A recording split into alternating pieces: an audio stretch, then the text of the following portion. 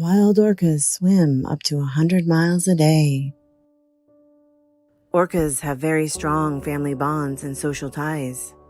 In 1970, off the coast of Washington state, a large number of orcas were captured. The young orcas were brutally taken from their families.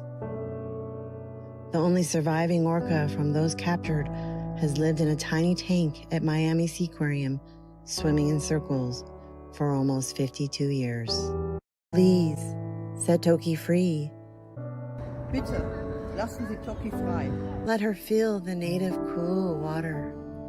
Let her swim through the kelp beds. But most importantly, let her be with her family once more.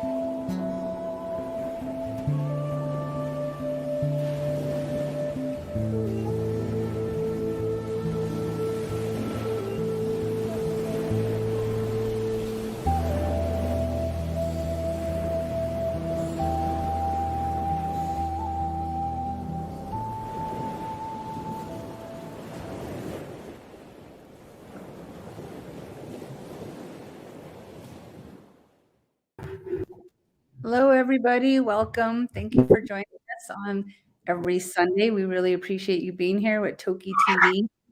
We have a super special guest today, which we're going to talk all about Dr. Giles in a little while, but I'm really excited for today's show. We are going to attempt to connect there with Samuel Tommy. He is pulled over on the road in Central Florida. Samuel, if you can hear me, you're on mute. Are you able to unmute yourself?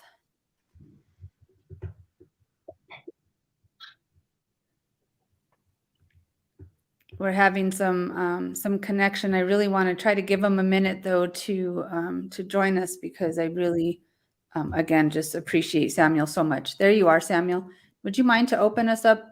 Oops, you went back on mute.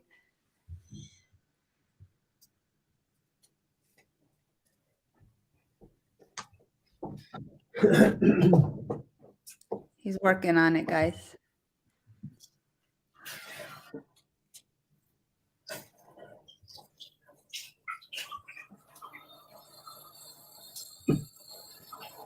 You're on mute, Samuel. If you can hear me, you're on mute.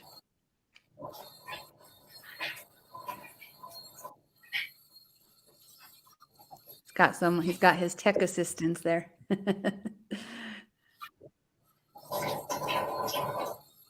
Hey, Marcia, thank you for joining us.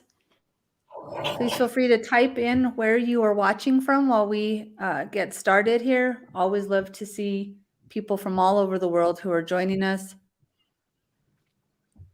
I think we might have to do a moment of silence to start us off.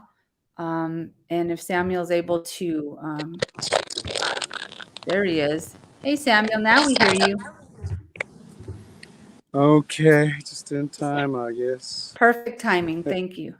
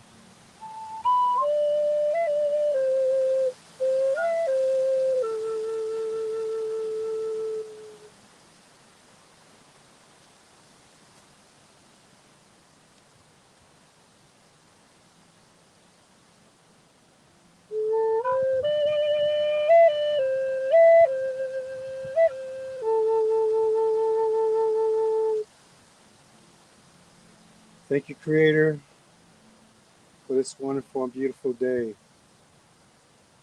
Thank you, Creator, for allowing us to see another day. And we thank you so much for your mercy. We thank you so much for all your guidance. Creator, thank you for all your blessings and more blessings to come.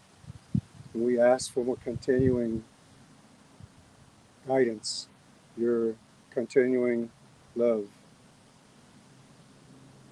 We are happy that we can come together this day, come together in strength and in hope and in prayers to you, Creator. Our prayers to you so that Lolita may be strong, she may be healthy, and this is who we're praying for today. Oh, Creator, thank you so much for all your blessings. And we ask that you keep us in your loving hands and in your care. Sk'aliCh'ehl-tenaut.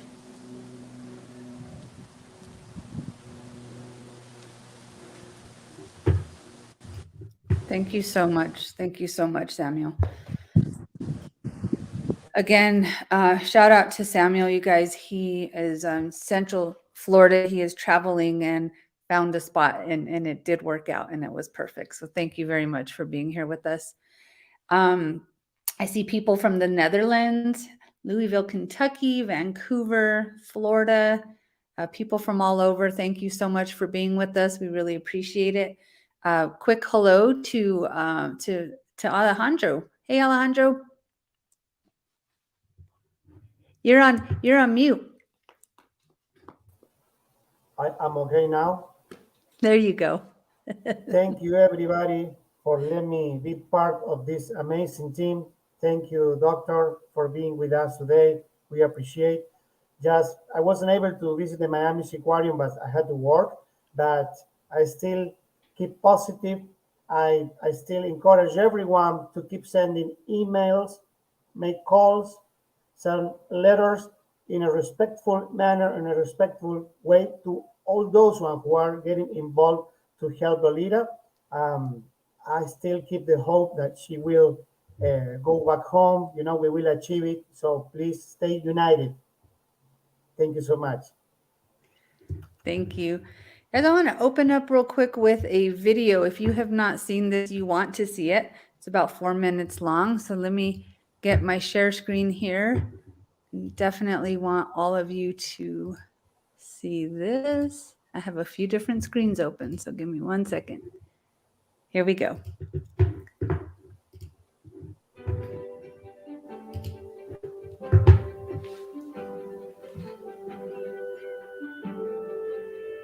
A few years ago, one of these whales made headline news around the world.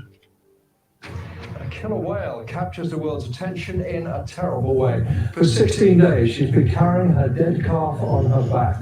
We learn more. J35, otherwise known as Sk'aliCh'ehl-tenaut, gave birth to a female calf in 2018. That calf died within about 30 minutes of being born.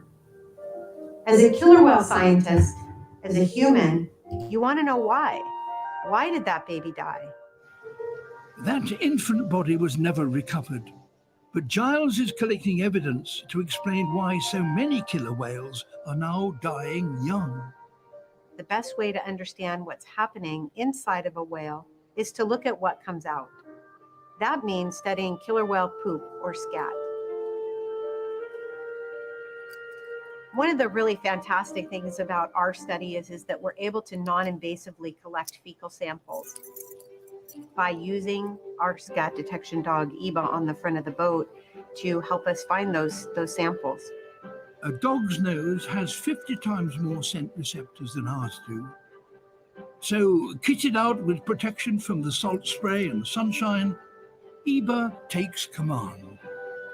Working with a dog is amazing. It feels like you're borrowing a superpower from an animal. She will whip around to the side of the boat in which that scent is coming from. That can be up to a mile away that she can smell that. One scat sample is like a gold mine. We can look at hormones like stress hormones, nutrition hormones, pretty much anything you can imagine you can study by looking at just one fecal sample. Analysis of the scats has revealed two key things. Firstly, hormones reveal the whales are starving. It's clear there simply aren't enough salmon left in these waters for them to eat. And this is exacerbated by a second factor. One of the main identified threats to the southern resident killer whales are toxicants, chemicals called POPs or persistent organic pollutants. And they're called that because they persist in the environment and in animals that eat them. These industrial chemicals leach from the land into the ocean, where they're absorbed by plankton.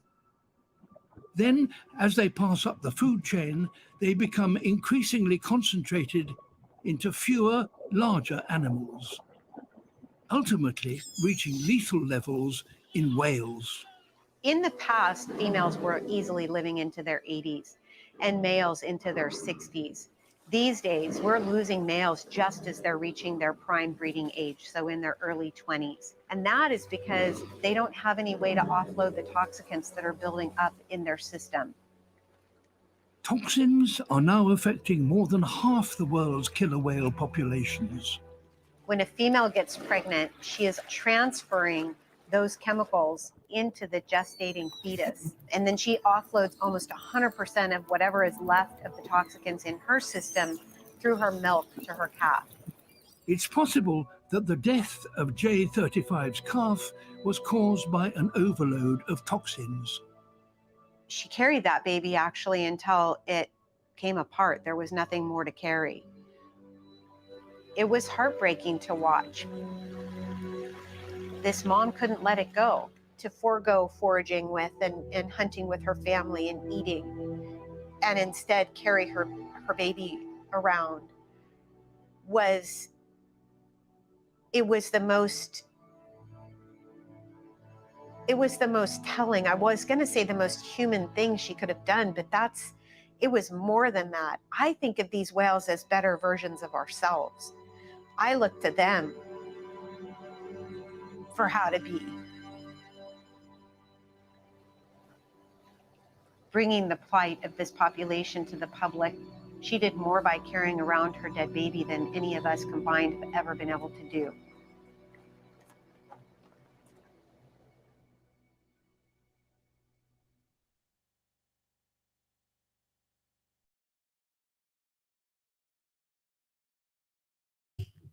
Thank you very much for watching that. I want to introduce to you Dr. Deborah Giles. Dr. Deborah Giles is one of the world's leading experts on the southern resident killer whales, starting as a research assistant in 2005, then the subject of her graduate studies and her entire professional career since receiving her PhD, making Giles one of the few scientists to have focused almost exclusively on this iconic population. Giles serves as the research director for Wild Orca and as a research scientist at the University of Washington, monitoring the southern resident killer whale's health through non-invasive sampling with Eba, her highly trained poop detection dog. Giles collaborates with government scientists and other researchers to enhance understanding of the many impacts on these endangered whales from overfishing, pollution, and noise. She represents their interests with policymakers and is frequently interviewed by print and broadcast media as one of the principal voices calling for the recovery of these endangered orcas. Giles is also a killer whale scientist advisor for the Orca Salmon Alliance, a program advisor for killer whale tails, and is a co-founder of the San Juan Island Naturalist Program. We're so very happy to have Dr. Giles on with us today. Real quick, Howard, is there anything you would like to add in this introduction? Well, only I've known Giles for many years, and I'm thrilled you can join us today, Giles.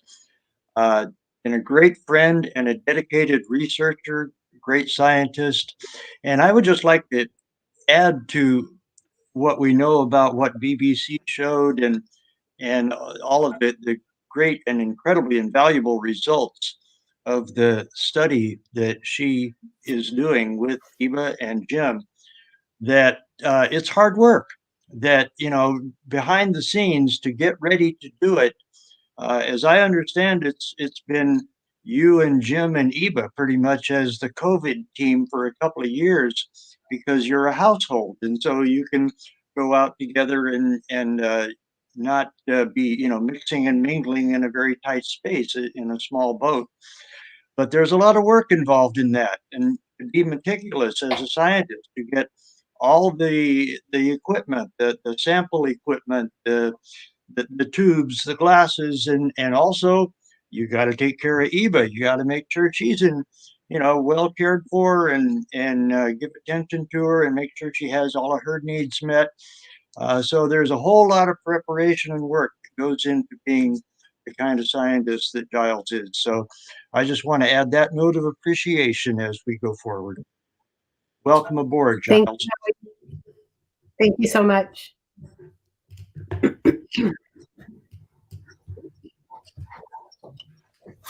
So should I go ahead and take it from here? Sure. And yes. On? Okay, great. Well, I'm excited to be here. Thank you so much for inviting me. Toki's been in my heart since before I was 18. She was one of the first animals that I ever really learned about about being in captivity, and I've followed her plight for decades. And Howie, I applaud you so much. I knew you before I knew you because I was following your work to try and bring her home. And so thanks to everybody for being involved with this. I am very hopeful that things will change for her. Before I get started, I would like to give a land acknowledgement. I'm on San Juan Island.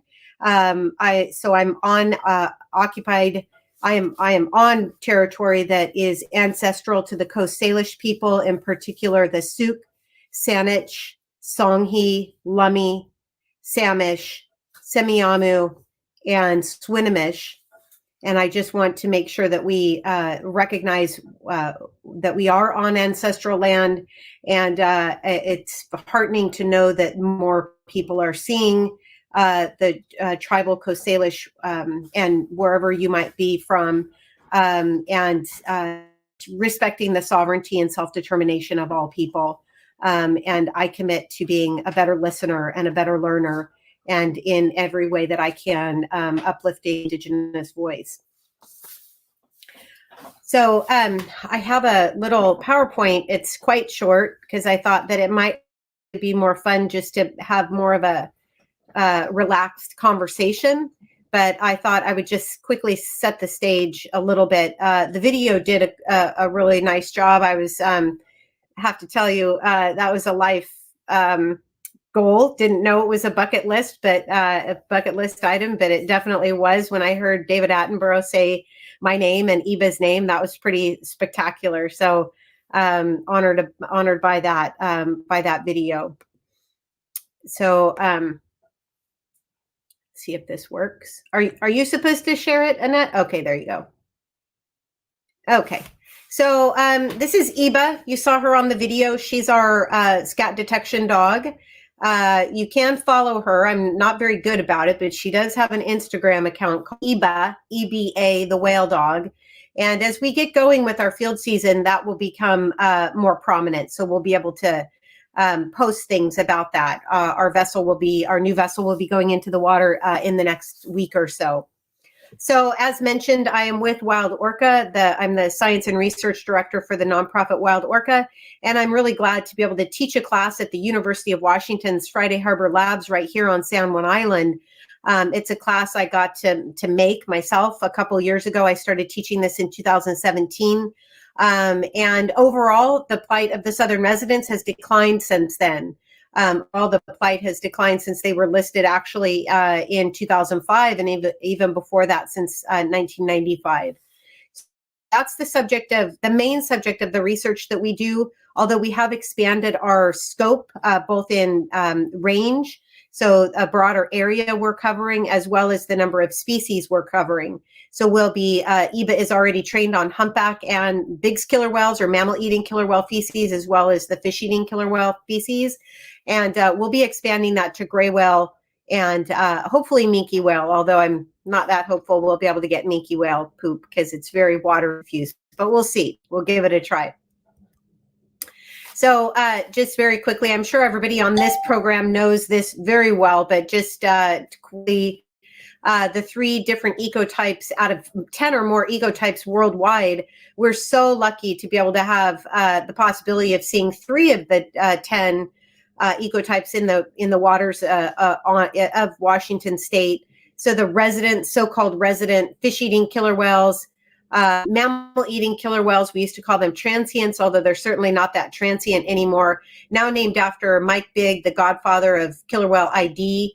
And then the offshores, in my time here since 2005, I think there's been 2 quick forays into the inland waters of the Salish Sea by a small group of offshore killer whales. These guys are known to eat sharks, but also now we know they eat some salmon out at Swiftsure Bank. And this is a very, very important area for all ecotypes of killer whales in Washington State. It's a shallow bank about 20 miles east of the mouth of the Strait of Juan de Fuca, and it's a staging ground for fish. And so we do see congregations of eating killer whales, both northern and southern resident killer whales, as well. Now we know offshores eat some Chinook as well. So who are the southern residents? We think that there might be as many as 75, but most likely 74 now. It's possible that we have 75. We're waiting for our colleagues for Whale Research to have one more encounter with a matriline and L-pod to see whether or not an adult, almost breeding age male is in fact deceased. The last time the Center for Whale Research researchers have been with that group, they have not had him with the lead. The standard is 3 times with the family. We're all still hopeful that he's still living, but if he is, we have 75 with the new birth of a K-pod female that we don't know what sex, a K-pod calf that we've recently learned about. So these guys are connected in one tribe, so they're one clan of killer whales that all share a common language, and then within that common language there are individual dialects between J-pod, K-pod, and L-pod. So they share some calls, but they also have unique calls within their pod. So they are obligate fish eaters. They only eat fish, although I've just recently been reminded that there has been some squid in at least one male killer whale feces. So that's interesting. But generally speaking, they're fish specialists. And out of all the fish species, of course, they're going to go for the most lipid rich, the Chinook salmon, the largest of the 5 species of salmon that occur in the Pacific Northwest. So when the whales were listed in 2005, we already knew where they spent a lot of time in the kind of summer and into fall time. And so very quickly in 2006, the inland waters of the Salish Sea were designated as critical habitat for the southern residents, both in the US and Canada. Canada had actually done it before 2006. And then it took a very long time, a ridiculously long time, for the federal government to finally designate the outer waters of the southern residence range, all the way down to Point Sur, California, so just south of Monterey, California, because we definitely know that L-pod, K-pod go down to California, mostly L's into Monterey Bay. K's seem to have a bit of a more northern extent of their range, although K's have been seen in Monterey Bay as well. So these designations help with any sort of function, any sort of activity that might need federal permitting, any federally permitted program at all, whether it be installing a dock or pile driving, things like that, has to go through the federal government now that these waters are designated as critical habitat. So I'm happy to answer more questions about that, but that's kind of a whole lecture on its own. Policy and how these things, how whales are protected when they do finally get their critical habitat designated. So these whales are incredibly interesting animals. They engage in a number of different cultural behaviors. We know kelping is one of them, although killer whales around the world, some other killer whales around the world engage in this behavior, but none so much as the southern residents. These guys seek out kelp beds and roll around. And we don't really know why they do this. It probably just feels good. So this is a wonderful picture. The one on the left is a picture of J2, our oldest female, before she died in 2016, end of 2016, or possibly the beginning of 2017. She was in her somewhere between her late 80s or early 100s when she died, and just an incredibly amazing animal. And you see her rolling around in this kelp bed. It took her about 30 minutes to pass by Limekiln Lighthouse, and it happened to be when some friends were visiting with their twins. These girls are now in their 20s, their early 20s, and it's just crazy to see this. I just love this picture. So these animals are incredibly tightly bonded. They stay with their mother their entire life, with the notable exception of a few, and they co-operatively hunt and share food. This picture up here in the right is J2, Granny, herding a fish towards her great-grandson, J45, the year that his J14 died. And this is just, I always say this is both a heartwarming and a heartbreaking picture, because surely she was hungry and could have eaten that whole fish, but instead she wanted to make sure that he knew what he was doing, that he knew how to forage and could hunt for himself after the death of his mom. And so these guys are just incredibly, as I mentioned, socially bonded, and you know, they literally will catch a fish, bite it in half, and leave the other half for a family member. So it really shows these tight family bonds. The southern residents are the only population listed on the endangered species list, and unfortunately, so are many of the different prey runs, the salmon runs that they co-evolved with and are still seeking to find to this day. So when they were listed in 2005 in this country, the main identified threats were the lack of quality and quantity prey, specifically Chinook salmon, exposure to vessels of all sizes, the physical presence as well as the noise that they propagate, and then the exposure to toxicants. So by toxicants, I mean man-made, human-made chemicals. These are legacy chemicals. In most cases, they stay in the environment for hundreds of years. And the two that are impacting them the most right now were actually two families of classes of chemicals that are considered legacy chemicals, or POPs, persistent organic pollutants, that stay in the environment for a very long time. And that's PCBs, an industrial lubricant, and DDT, which was a agricultural chemical, a pesticide, still unfortunately being manufactured in this country and shipped abroad. And that's a travesty and should end. And if you have the energy, I would strongly suggest getting involved with that issue and writing to your elected officials and telling them that it's not okay for us to be producing and creating DDT, shipping it especially to Mexico, where those folks are being contaminated, poisoned through their families to create goods that we then import back here. It's a huge peeve of mine, and we should be talking about it a lot more. Again, these are legacy chemicals. They stay in the environment for a very long time. If the whales or humans are getting enough to eat, those toxicants stay locked up in the blubber. But when they go through these long periods of fasting that they are not adapted to, these are not animals that are evolved to have long periods of fasting like a gray whale or a humpback whale. They're more like us, where they have to eat every day to maintain optimal health. When they don't get to eat every day, they metabolize their fat stores for energy, and that releases those toxicants, which causes cascading effects, negative effects. We can talk about that a little bit more in a minute. So the biggest problem out of all of those three identified threats, as well as some other ones, are the lack of prey. So this is a picture of sockeye salmon at the turn of the century. These two men are knee deep in salmon waiting to be canned. While this is sockeye, the same thing happened with all species of salmon, as well as salmon's prey like herring and sardines.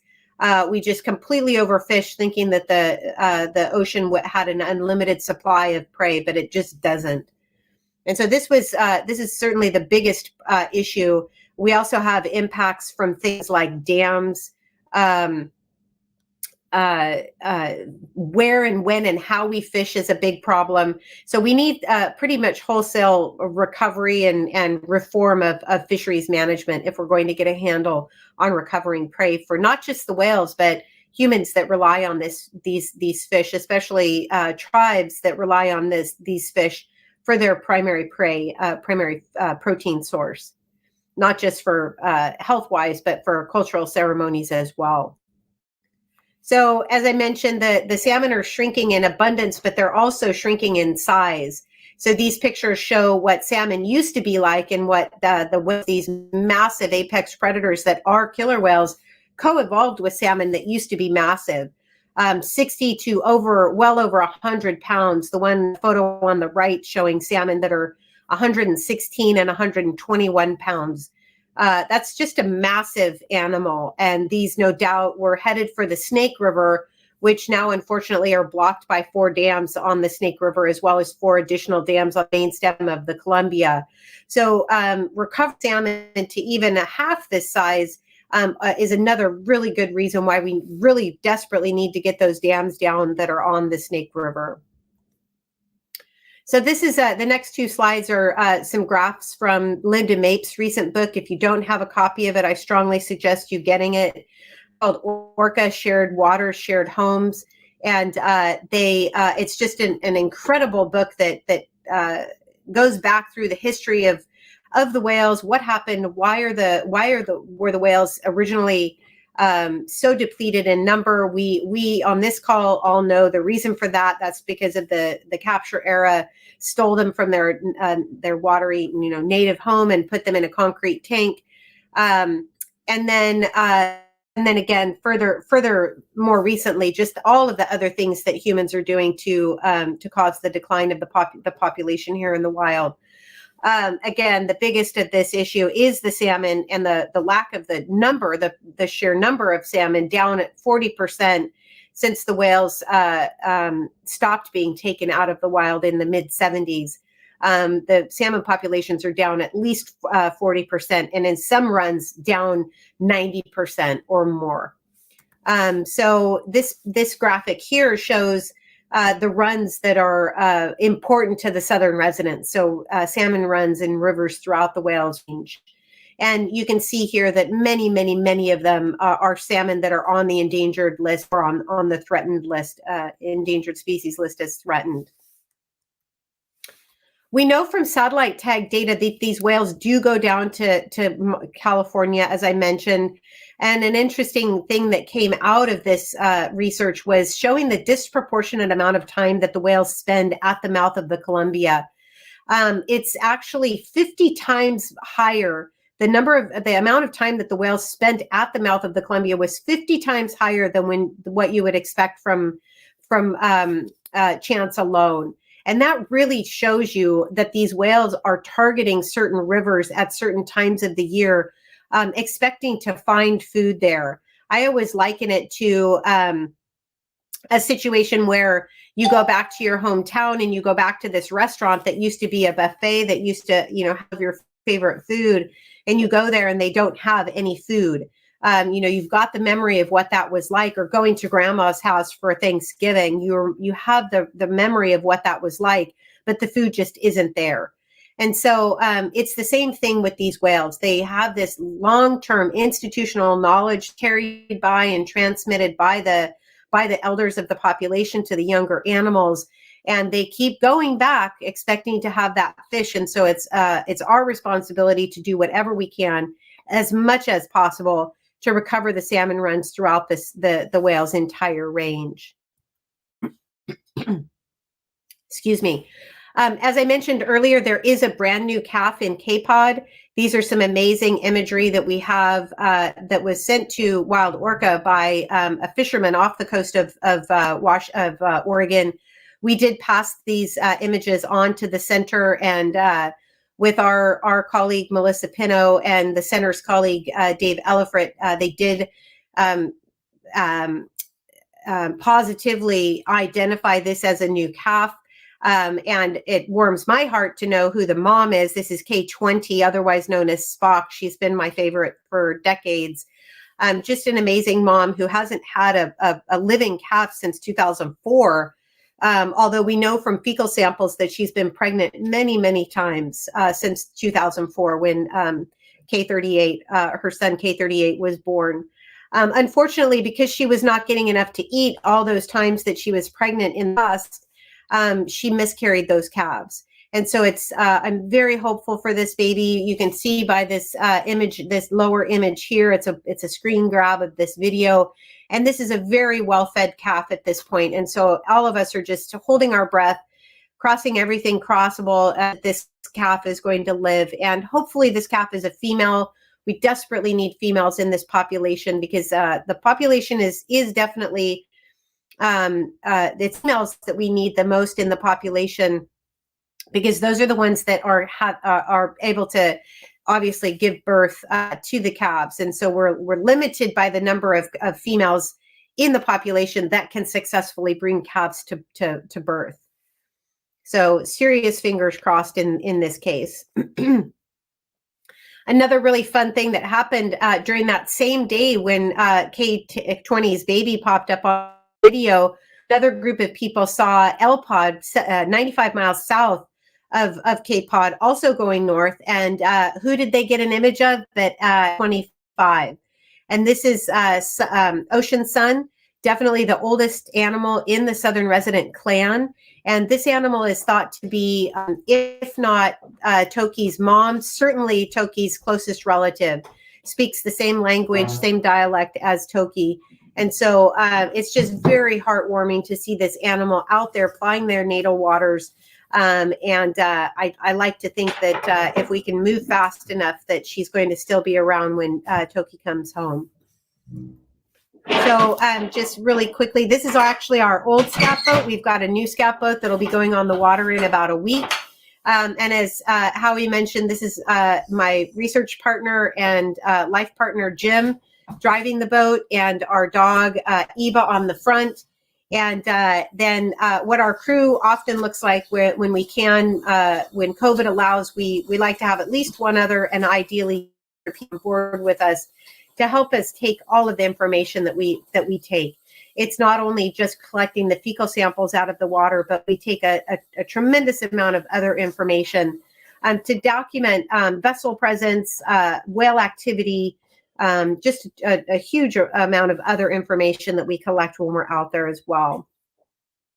So as I mentioned, we can tell if just a huge amount of information from what's one scat sample, who it is that left us the sample, if it's a female, if she's pregnant.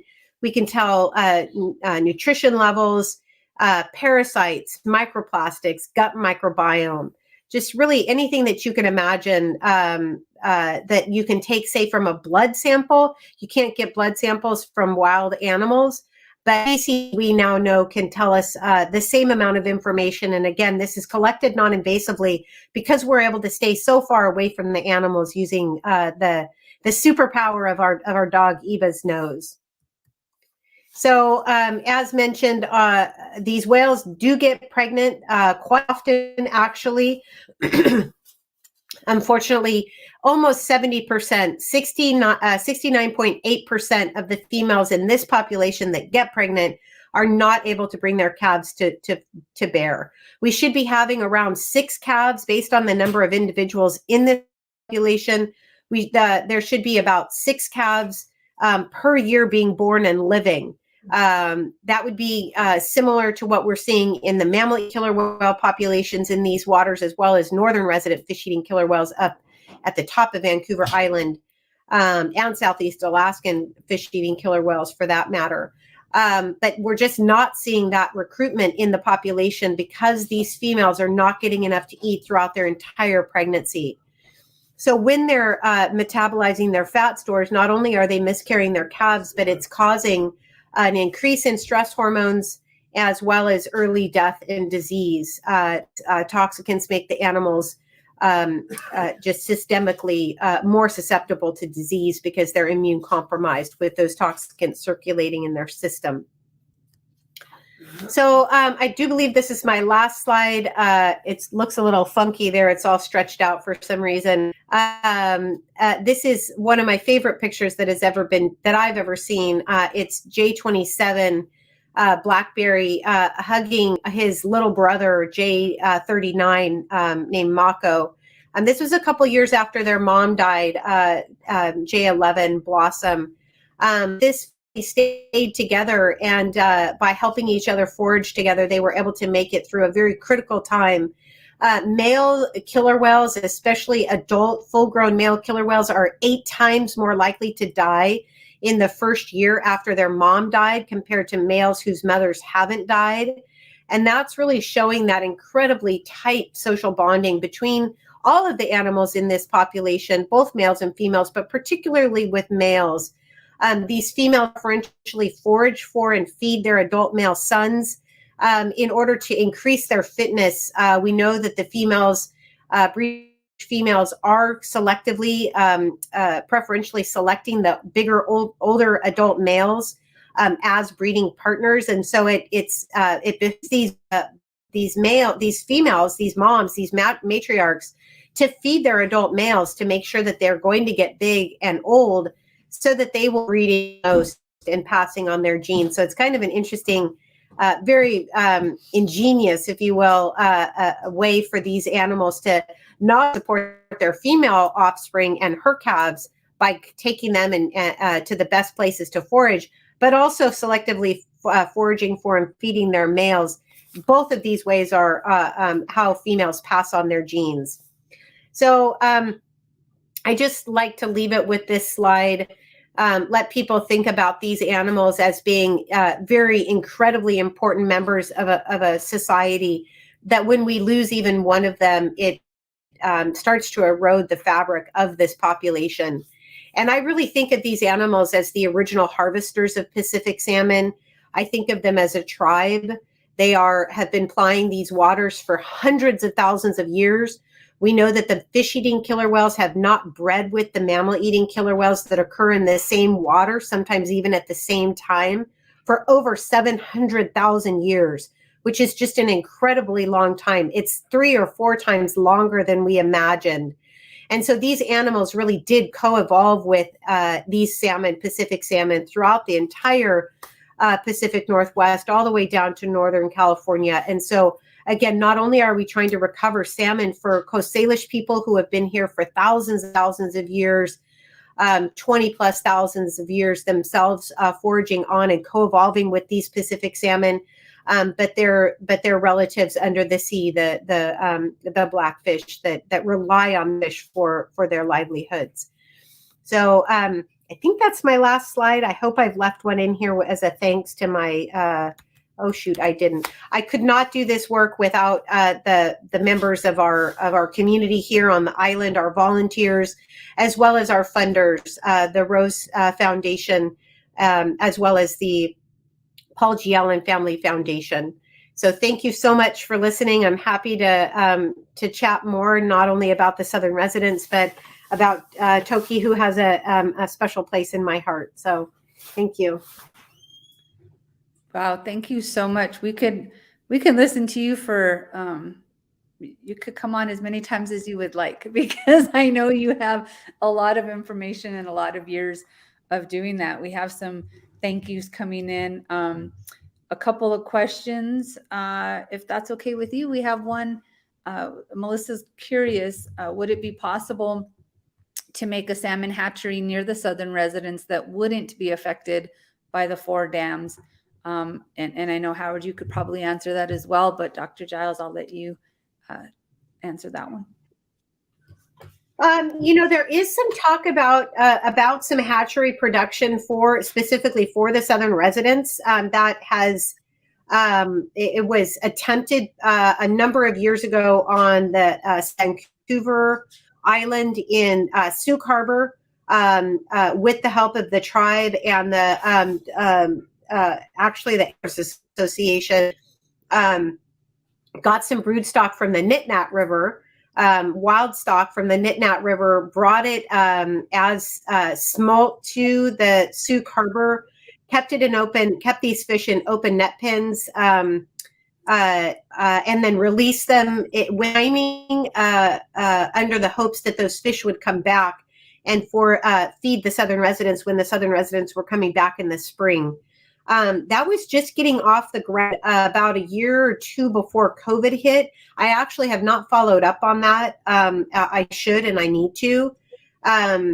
I think that it is possible to do that. I think it's very important to make sure that the hatchery salmon are timed in a way that they do not interfere with wild stocks of salmon. I can tell you that the southern residents are eating hatchery salmon, and if we didn't have hatchery salmon, the southern residents would be in even worse condition than they are. Ultimately, if we're trying to recover wild salmon stocks for the wild salmon's sake, which is I'm pro-wild in every form, we just have to be careful about not overloading the system with too many mouths, because if there's not enough prey at the lower areas of the food web, we can't just dump in so much salmon that it ends up that the not only the hatchery salmon but the wild salmon don't have enough to eat. That's just it doesn't make sense. And so we have to work together. Everybody that's wanting hatchery salmon, tribes most importantly, work with tribes to make sure that those stocks are created at the right time and released at the right time to benefit the whales and humans that are relying on that protein, as well as the salmon themselves. Thank you. So Thank you, the dams need to be breached. That is without question. There's nobody that has studied this population, including our federal colleagues at NOAA. Nobody has studied this situation related to dams and come away. They might not say it, but it's very clear that those dams need to come down. Those dams block incredibly important high elevation cold water habitat, and in the face of climate change, those areas are going to become even more important. We need to be thinking about the salmon coming out of all of the rivers, including rivers that are not dammed, but face other human caused problems. We need to be thinking about and salmon restoration throughout the whale's entire range, not just the Snake River. The Snake River is going to take a long time to recover. The faster we can get those dams down, the better for the whales and the better for the salmon. But that is not the only thing that we need to be concentrating on. We need to be thinking about making sure that we're preserving estuarian habitat, that we're not paving that over, because that's incredibly important habitat for exiting salmon smolt and returning adults. We need to be thinking about restoring riparian corridors. So that's the land on both sides of the river in order to create shade and down woody debris, which is incredibly important for salmon spawning in rivers. The list goes on. We need to be thinking about the inputs into rivers from agriculture, bumping back agriculture from the rivers and making sure that we're not toxifying the land, because everything that we do in the terrestrial realm ends up in the river and ends up in the marine realm. And so dams are incredibly important. We need to be thinking about dams, also culverts, other ways that we block passage on other rivers, not only in this country but in Canada, because of course we have so-called southern residents in the Salish Sea. Used to be pretty much every day. You could count on them from about mid-May. Not every day, but most days between mid-May and end of October, because of the Fraser River in Canada. And so, working with our Canadian colleagues to make sure that the Fraser River is returned to as much of much health as possible is going to be incredibly important for the recovery of this population of whales. And Melissa wants to know, how can the dams come down? Who do I call? And this is a good question, because I think we all hear about this, right? Who should everyone be writing to? Who should they be calling? There are a number of different people to call. I would say, yeah, it just flashed up on the screen there, wildorca.org/act. There's information there on who to call. We even give some points, some tips on what to say. Writing letters and making phone calls is incredibly important. Howie, I'll kick this to you. You might have some other ideas about places for how to plug people into this issue.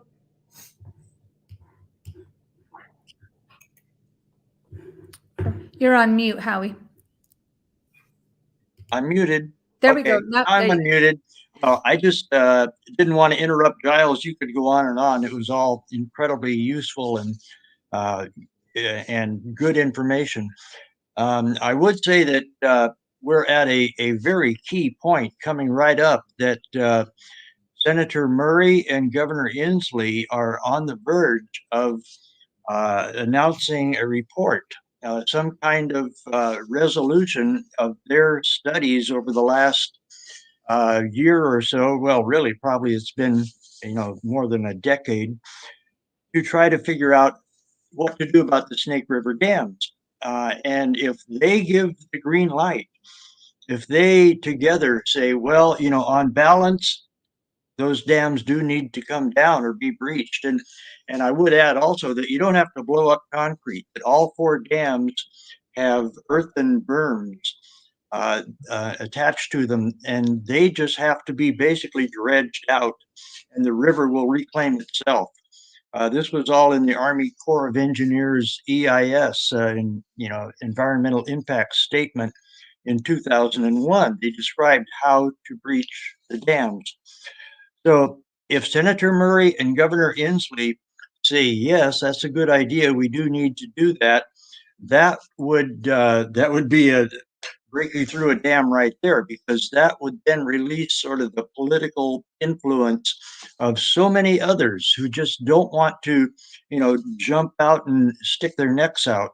But if we get that kind of agreement from the senator and the governor, I think that would turn the tide, and there would very soon be cooperation with Congress and with the White House. I mean, it'll take the whole team of the highest level of political actors to be able to make this happen. But I think they're all ready to go, but they need to have the Washington delegation in support, or they can't move. So this report coming up by Senator Murray and Governor Inslee could be very, very important. So they are good ones to write to right now or call.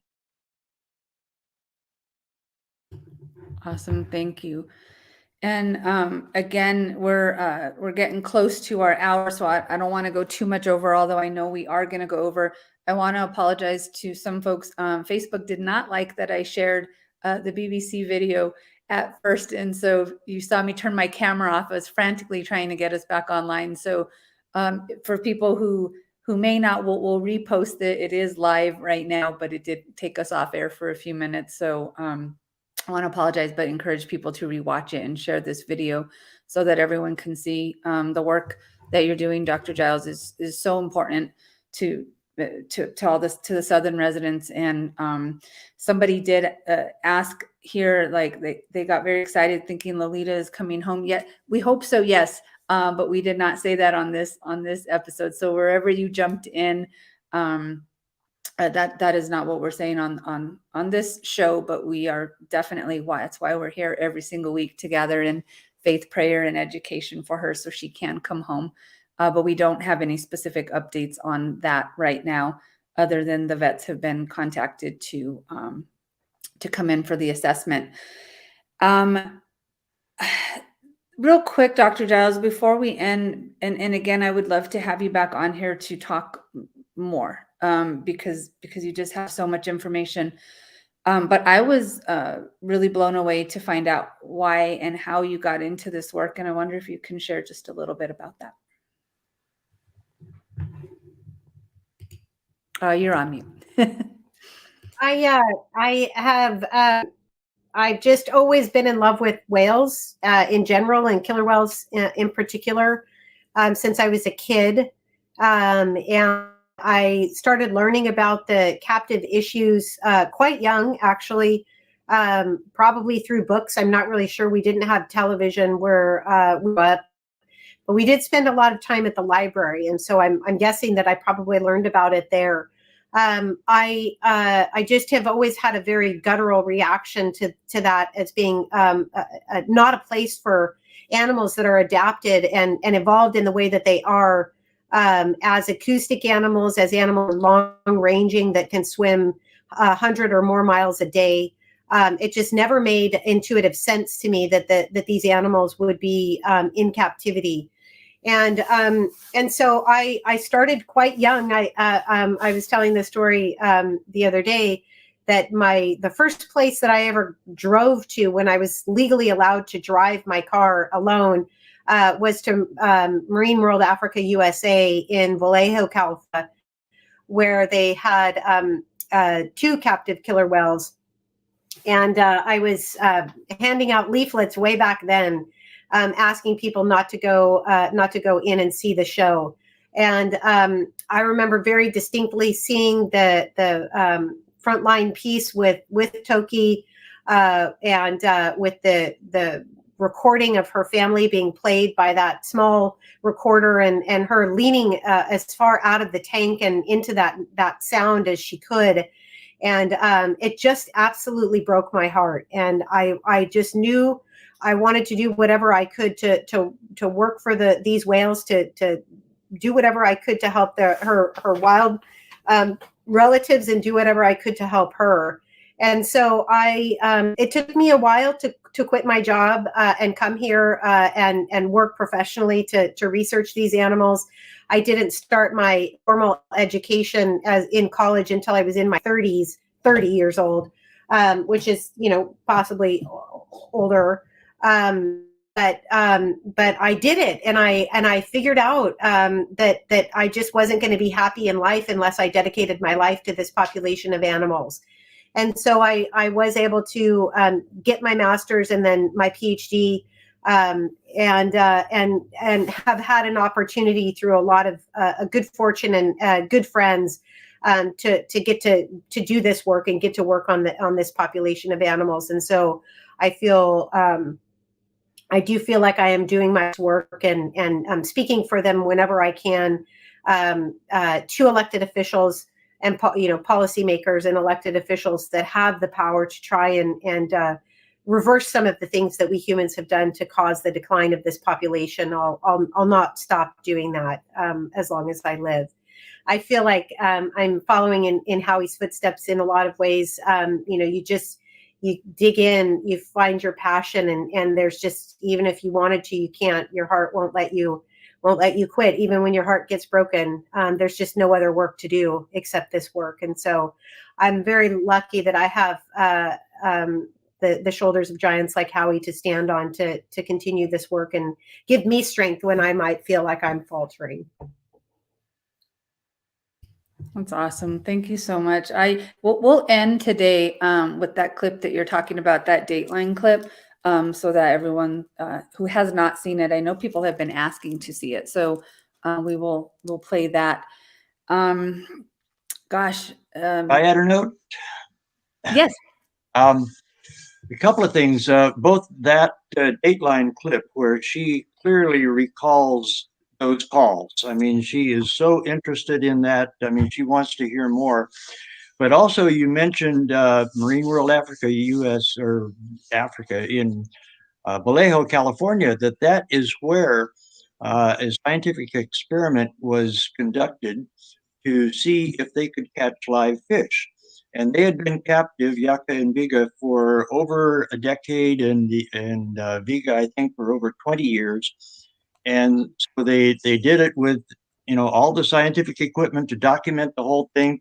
They put some live fish in, and those whales that had eaten nothing but, cut up, hand-fed fish for over a decade in both cases, immediately echolocated on the fish and grabbed them and ate them. So what that tells us is that the mythology that once they're in captivity, they forget everything they ever knew, they lose their skills, they could never resume what they did in the wild.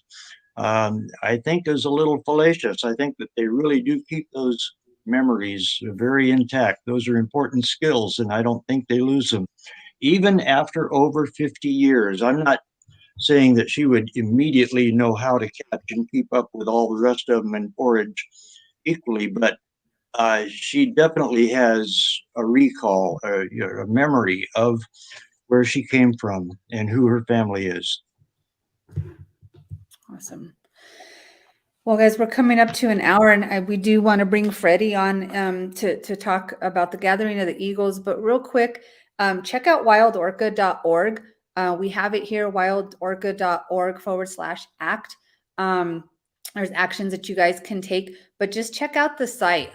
I was playing around on it, and your donation at work. Let me just tell you how cool this is. I'm reading it, so I can't know if you can see me, but it tells you what your donation goes to. So $25 goes to 5 collection beakers, $50 goes to sample tubes, $194 is a lab analysis for 1 sample, $779 is 1 day of whale research. I mean, it's really cool because it tells you, so you know exactly where your money's going, not just that it's going to this wonderful work, but specifically like, I want to buy 15 beakers. So, check out the website. Really informative on there too. When the show ends, I plan to go back on. You guys do some wonderful stuff. So thank you again, Dr. Giles, for being with us. I really do hope you consider coming back on a few more times because just a wealth of information. Freddie, I am going to bring you on stage now. His camera was going in and out. I know Alejandro's probably looking forward to seeing Freddie. Hey, Freddie. Oh, God. Can I turn sideways? Yeah, there we are. You're sideways. All right. You're sideways. There you go. Uh-oh. We'll get it. There you are, Freddie. How you doing? Oh, and real quick, Dr. Giles, someone's asking maybe you can bring Iba on the show next time. So we can do an Iba show. Awesome. All right, Freddie, I was all prepared, but much better to hear from you to tell us all about what's coming up. Oh, God. Don't you know all that stuff yet? How long you been doing the show by yourself now? Are you there? Yep, it's all you. Go ahead. You're live, behave yourself. Oh, we're live? Well, geez, you whale people. You are live and everyone is watching. Wake up, whale people, and do your duty. And if you're a shapeshifter like me, come up here and shapeshift. And, we got to keep fighting these dams. We got to keep fighting these, this tanker traffic. I mean, there's a lot at stake that any of you can do. As you could see, I haven't mowed my lawn since we started the show this past winter. And it's been a very busy springtime. I decided to pass everything off to our good friend Annette. I want everybody, if you can message her or tell her she's doing a good job. I hope she's been doing a good job because we're all in this fight together. And any of you young people can do the same work. You could do the same kind of action. All you need is StreamYard and writing a few moments to take some action. And you could, I hate to pass the baton to you, but it's your future. It really is. It's everybody's future. What happens to our Quahomichan relatives. And I know the country is burning up. If that isn't a sign of global climate change, wherever you live, in California, the Laguna fire there burned, destroyed. I mean, this is something that we can't do alone. And the only way we're going to be able to do this all together to bring Sk'aliCh'ehl-tenaut and everybody, bring her home is together. I just wanted to bring you down to the beautiful North Salish Sea where I'm at. It's been raining and raining and raining, but we're really glad that the Creator is blessing us with the rain and the snowpack in the mountain. We had the gathering of the Eagles coming. Everybody's invited, no matter where you are. I'm kind of on a countdown, so the canoes will leave Anacortes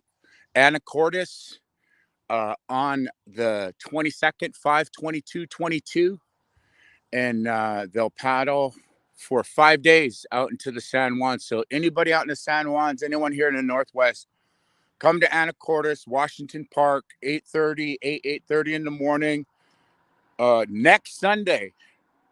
And the canoes, there'll be about a handful of canoes coming through, and they'll be taking off, going to Lopez Island for one night. Then they'll go to San Juan Island for 2 nights and stay there right in Friday Harbor. We got delegates, our Navajo relatives are coming through, and Puyallup and our Sk'aliCh'ehl, our octopus canoe family from down in South Sound. And then, and it's we're so 2 nights on San Juan Island. Then on the 25th, okay, that's in in 10 days, Wednesday, they'll be landing on Orcas Island at Camp Orkaila. 4 o'clock is the landing day. You can find all of our events. Just type in Gathering of the Eagles.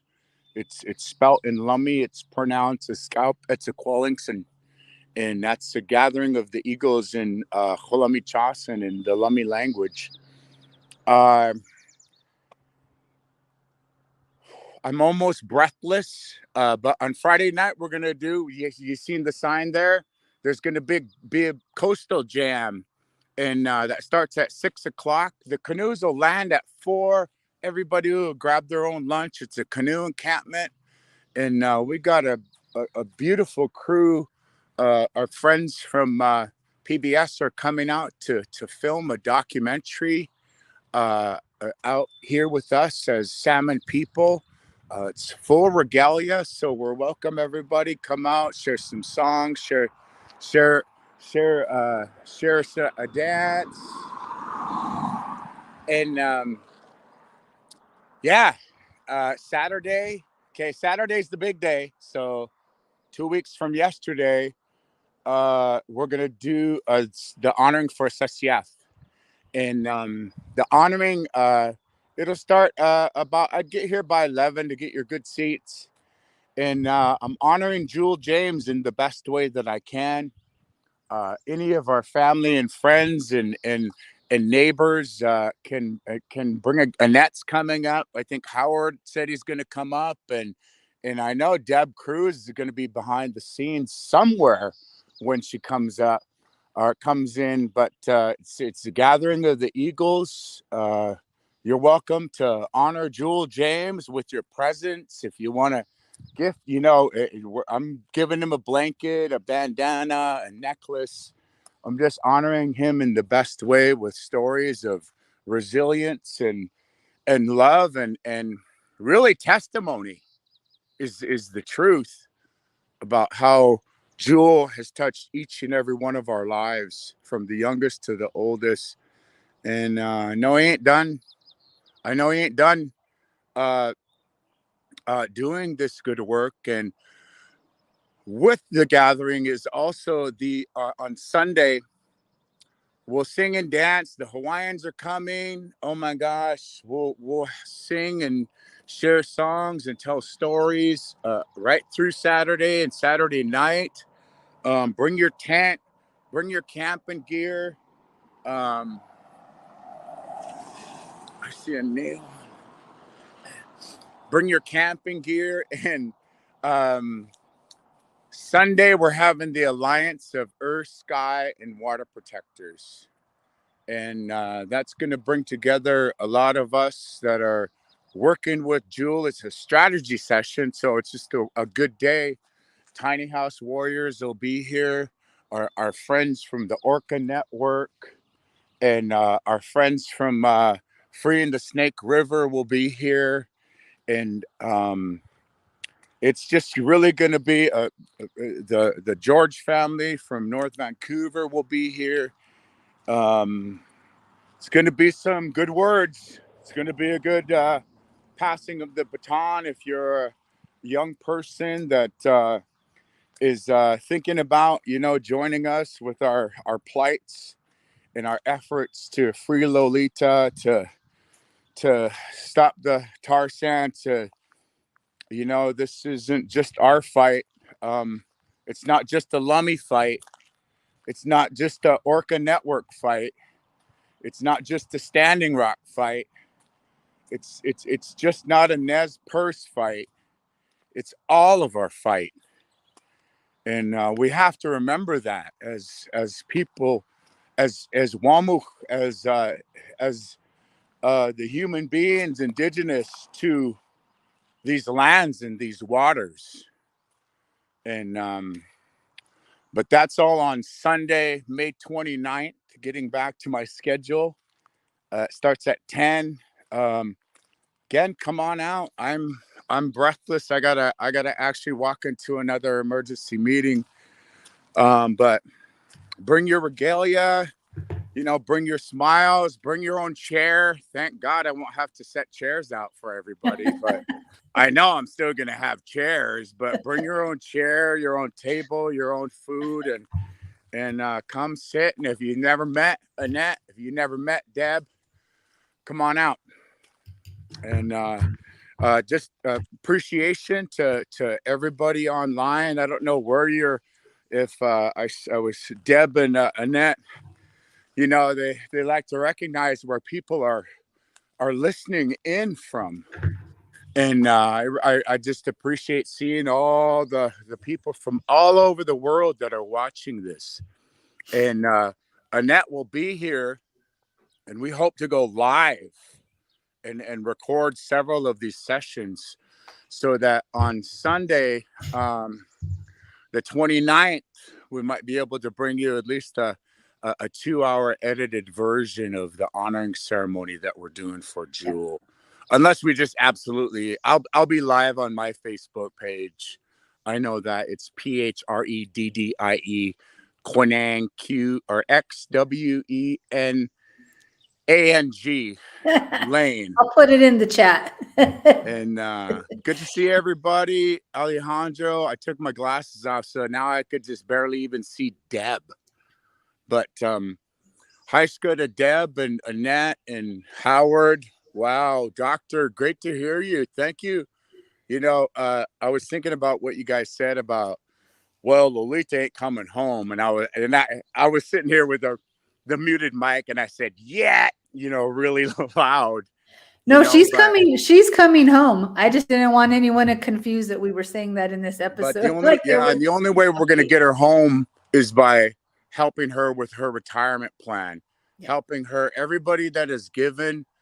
I mean, man, it's not like we're going to throw her in the Salish Sea. No, she's going to retire. She's going to live well. She's going to eat well.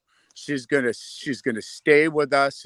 And hopefully our plan includes us to be able to come visit her, and not in some sea prison, but in the open Salish Sea water, just like Keiko, and just like those that were brought back to their sacred homelands. And so it's going to happen. It's not a matter of if, it's, I always say, it's when, and we'll be prepared. So thank you. Love you all. Blessings. Thank you for joining, Freddie. We'll try and get you caught up this next week. And I hope Alejandro's coming up. I want him to come up and freeze. When Lolita gets released, I'll be there for sure. I promise you. Okay. Thanks, Love Freddie. you guys. Thank you. And thanks for jumping on. And everyone just want to give a shout out to Freddie. He has been so busy with this upcoming events. And so thank you for taking a minute to jump on and tell us all about it. I can't wait to see you in a couple of weeks. Everyone, thank you for watching. appreciate you being here. And again, Dr. Giles, definitely want you back. I'm going to end the show with the Dateline show you all were talking about. Thank you, everyone. Have a great week, and we'll see you soon. What if Ken Balcom is right? What if Lolita's relatives welcomed her back? What if she remembered all those survival skills and what she used to be? We tried something. We played a tape of whale calls from Lolita's family pod. Let us be the first to say this is not scientific, but she did react. She seemed intrigued. See the way she holds her head straight up out of the water? Her ears are located on her neck about 6 inches down from her eyes. She came closer. Is she curious about sounds that are different, or are they familiar? Are we watching Lolita remember her past? It's questions like these Ken Balcom wants to explore, if he can bring Lolita out of captivity. We're going to be able to look into the memory and mind of a whale like we never had an opportunity before. Balcom says he's not going to dump Lolita cold turkey into the sea. He says training for release is a long, slow process, but if it's successful, it would give science its first good look at the underwater world of orcas. Thank you, guys. Have a great week.